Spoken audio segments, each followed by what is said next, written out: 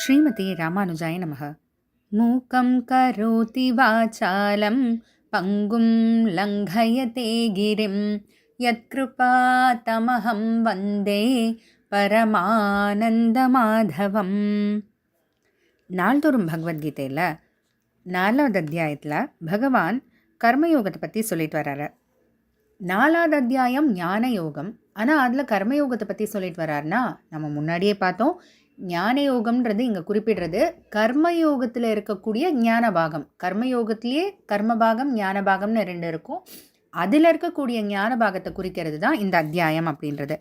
இதில் போன ஸ்லோகம், அதாவது 16வது ஸ்லோகத்தில் பகவான் படித்தவங்களுக்கு கூட இந்த கர்மயோகத்தை பற்றி தெரிஞ்சுக்கிறது ரொம்ப கஷ்டம், அவங்க கூட குழம்பி போயிடுவாங்க அப்படின்னு சொல்கிறாரு. ஆனால் அதை பற்றி நான் உனக்கு தெளிவாக எடுத்து சொல்கிறேன் அப்படின்னு. எதனால் இப்போது படித்தவங்களுக்கு கூட, ஞானிகளுக்கு கூட அது குழம்பி போகிற ஒரு விஷயமா இருக்கும்? அதுதான் 17வது ஸ்லோகத்தில் சொல்கிறாரு.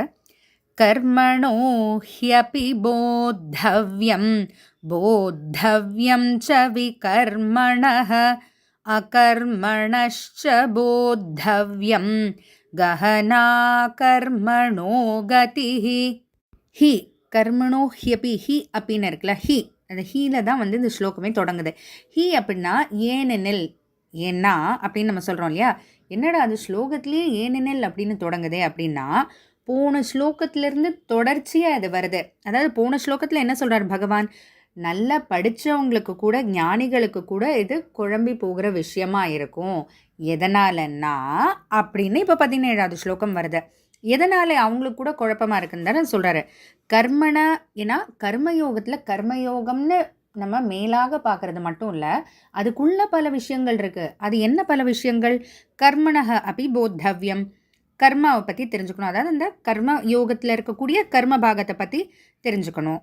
அடுத்து விகர்மணக போத்தவ்யம், விகர்மணக, விகர்மணக அக்கர்மணகனா தான் கர்மாக்கு நேரெதிர். விகர்மணகனா கர்மத்திலேயே பலவிதமான கர்மம் இருக்குது அப்படின்னு, அந்த கர்ம பாகம்னு சொல்கிறோம் இல்லையா, அதுலேயே பலவிதமான இருக்குது. நித்திய கர்ம, நைமித்திக கர்ம, காமிய கர்ம அப்படின்னு. இப்போ நித்திய கர்ம அப்படின்னு பார்த்திங்கன்னா, தினம் நம்ம பகவானுக்கு செய்ய வேண்டிய பூஜை, பிரசாதம், பூ தொடுக்கிறது, இதெல்லாம் நித்தியன்னா தினம் அப்படின்னு அர்த்தம் இல்லையா. ஸோ தினமும் செய்ய வேண்டிய கர்மாவில் இதெல்லாம் வரும்.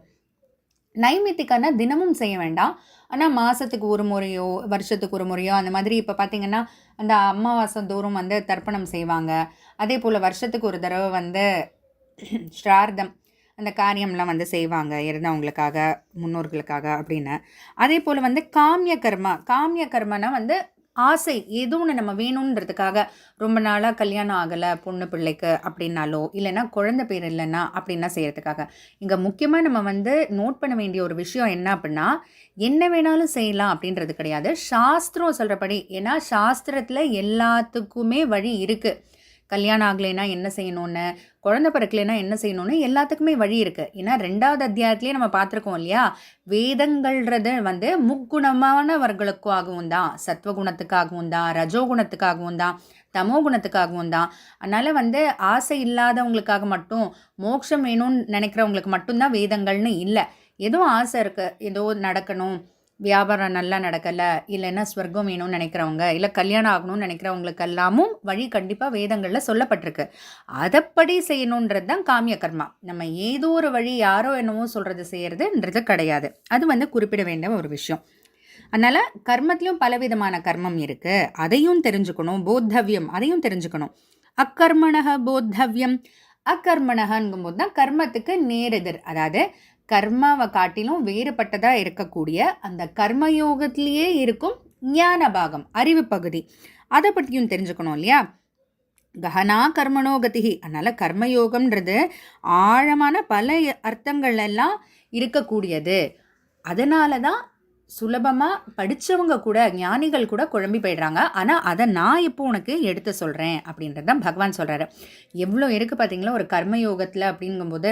அதனால் ஏதோ எடுத்தோ செஞ்சோம் அப்படின்றது இல்லை, அதை புரிஞ்சுக்கிட்டு செஞ்சோன்னா அது நிஜமாகவே முழுமையடையும். அது எப்படின்றது அடுத்த ஸ்லோகத்தில் பார்ப்போம். ஜெய் ஸ்ரீ கிருஷ்ணா.